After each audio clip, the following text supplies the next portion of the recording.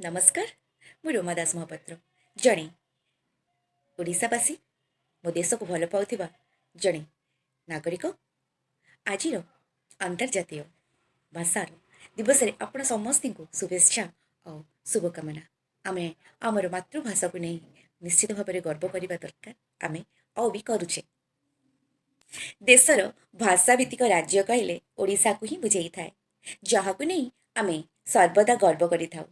हेले एभली भाषाभित्तिक प्रदेश गठन में जो मनीष मानकर अवदान रही आमे प्रायतः भूली ही गलुणी।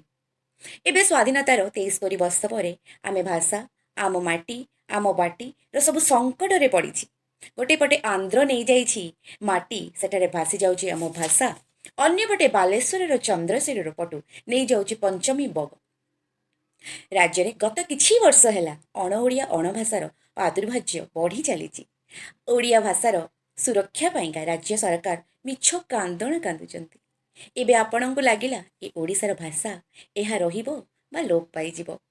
और आज आमे ओडिशा भाषा को आहुरी उन्नत मन करबा पई किछि किछि एमिति ओडिशा भाषा व्यवहार करुचे या अपव्यवहार करुचे कि आम युवपीढ़ी माने कवि कवित्री लेखक लेखिका सांबादिका आउ भी किछि किछि ए सब हेबारे निम्न स्थान को पळौ नाहंती तो ताकू टिके आमको लक्ष्य देवाक पड़ो।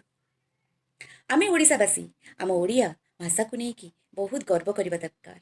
सम्मानित जो मिली से सम्मान आम तौक आमको से सिंहासन छाड़ा उचित भी नुहे।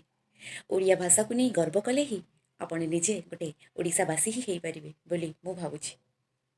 एतिकी कही मोर कथाटीए पदटीए आपण जदि मन को पाउछि निश्चित भाव में सेयार करी मु रहुछि।